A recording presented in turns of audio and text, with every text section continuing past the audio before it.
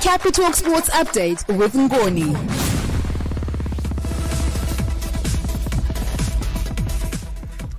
It's a beautiful morning to you. I am Ngonizashi Mutasa with latest in sport. Coming up, Paul Pogba to appeal the 4-year suspension handed to him for doping. Details shortly, but first in your local sport.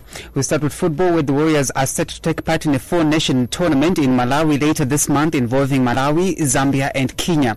The Malawi Football Association said in a statement yesterday, the tournament will be a good opportunity for the Warriors to prepare for the 2026 World Cup Qualifiers against Lesotho and South Africa in June. So with local football, former Kaizer Chiefs forward Kama Billiat was yesterday officially unveiled as a Yada player. Yada owner Walter Magaya says he believes that the return of Billiat to local football will boost the PSL. The look is not basically on Yada, but it is on the joy that should be found within the PSL. So that's what we are aiming to bring, that excitement back to football. If you see how people were attending football last year, it was not encouraging. So we believe that bringing back these heroes of football may actually bring back the supporters back onto the stadiums. That is our prayer and our aim.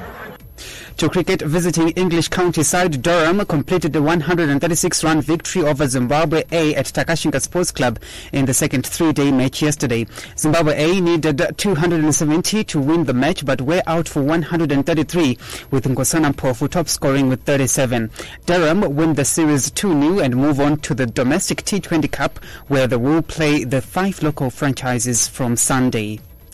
In international sport, Juventus midfielder Paul Pogba has confirmed that he plans to appeal the 4-year suspension handed down to him for doping.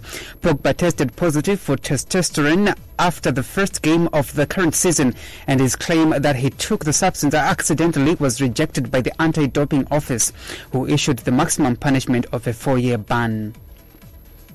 The English Premier League returns this weekend with action starting tomorrow.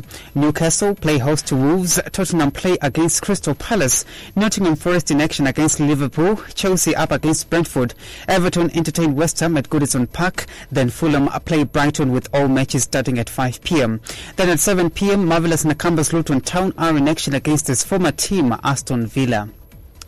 The headline game is on Sunday as the Manchester Derby goes to the Etihad. Manchester City in action against Manchester United at 5:30 p.m. Ahead of the Sunday game, United manager Erik ten Hag has demanded an apology from Fulham over a TikTok they posted mocking Bruno Fernandes. Ten Hag also says referees need to give his captain more protection because teams are targeting him. I didn't know this, but if they did it, I would say it's not right. It's absolutely not right that a club makes such statement because that's totally out of order and they were wrong. So they should apologize for this. He's a very passionate football player and he's a very creative football player. He's creating the most chances in the Premier League. You see opponents are targeting him. The refereeing should protect him, yeah. Arsenal play Sheffield United in a late kick-off at 10 p.m.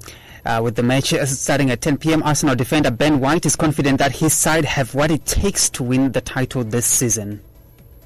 I think we've got used to winning games, and when games don't go as well, it's so important to win the next one, because in the Premier League it's so hard to pick up results, and you need to get the momentum going when you are winning and keep picking up results.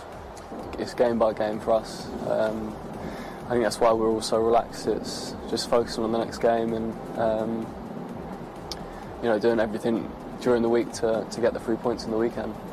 Your standings in the EPL: Liverpool are top of the table on 60 points, Manchester City second on 59, Arsenal are in third position on 58 points, with Aston Villa completing the top 4 on 52 points. And finally, Lewis Hamilton led a Mercedes 2-1 in yesterday's practice at the season opening Bahrain Grand Prix. Hamilton was 0.206 seconds quicker than teammate George Russell, with Aston Martin's Fernando Alonso third fastest. That's your sport for this hour. Back again in the next hour with another sports update. Capitalk Sports Update with Ngoni.